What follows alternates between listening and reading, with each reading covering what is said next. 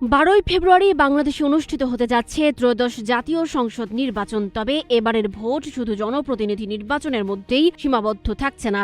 একই দিনে ব্যালটে থাকছে 4টি গুরুত্বপূর্ণ প্রশ্নের গণভোট। এই গণভোটে হ্যাঁ ভোটের পক্ষে কোমর বেঁধে মাঠে নেমেছে অন্তর্বর্তী সরকার। সরকারি বিভিন্ন বিভাগ থেকে শুরু করে স্কুল, কলেজ ও ব্যাংকেও দেয়া হয়েছে প্রচারণার নির্দেশনা। কিন্তু প্রশ্ন উঠেছে, একটি নির্বাচনকালীন নিরপেক্ষ সরকারের কি কোনো নির্দিষ্ট পক্ষে প্রচারণা চালানো নৈতিক? এই প্রচারণা কি নির্বাচনী লেভেল প্লেইং নষ্ট করছে? সংসদ নির্বাচনের ব্যালটের সঙ্গেই ভোটারদের সামনে আসবে জুলাই সনদ ও রাষ্ট্র সংস্কারের 4টি প্রশ্ন। আর এই প্রশ্নে হ্যাঁ ভোট নিশ্চিত করতে সর্বাত্মক প্রচারণায় নেমেছে ডক্টর মোহাম্মদ ইউনূসের নেতৃত্বাধীন অন্তর্বর্তী সরকার। প্রধান উপদেষ্টার ভেরিফাইড ফেসবুক পেজে ফটোকার্ড ও ভিডিওর মাধ্যমে জনগণকে হ্যাঁ চিহ্নে সিল দেওয়ার আহ্বান জানানো হচ্ছে।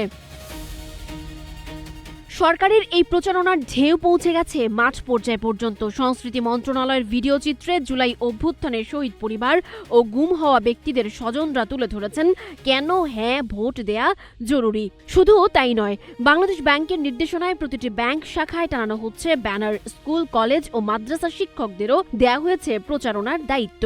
এমনকি জুমার খুতবা ও পোশাক কারখানার সামনেও এই প্রচারণার নির্দেশনা জারি হয়েছে। তবে সরকারের এমন একপাক্ষিক অবস্থান নিয়ে দেখা দিয়েছে মিশ্র প্রতিক্রিয়া। বিএনপি সরাসরি এই প্রচারণার দায় নিতে অস্বীকার করে সিদ্ধান্ত জনগণের ওপর ছেড়ে দিয়েছে। অন্যদিকে জামায়াত ইসলামী ও ছাত্র নেতৃত্বাধীন এনসিপি অবস্থান নিয়েছে হ্যাঁ এর পক্ষে।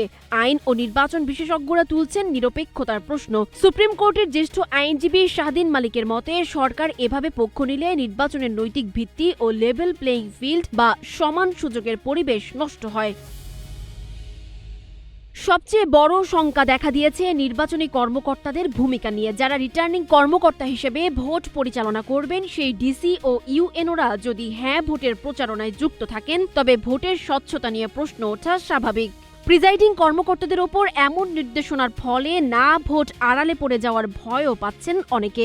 নির্বাচন কমিশন বলছে তারা নিরপেক্ষ, তবে সরকারের এই ব্যাপক প্রচারণা নির্বাচনের পরিবেশকে কোন দিকে নিয়ে যায় সেটাই এখন দেখার বিষয়। গণভোটে না ভোটের হার বেশি হলে বা ভোটার উপস্থিতি কম হলে তা সরকারের গ্রহণযোগ্যতাকে বড় ধরনের চ্যালেঞ্জের মুখে ফেলতে পারে বলে মনে করছেন বিশ্লেষকরা।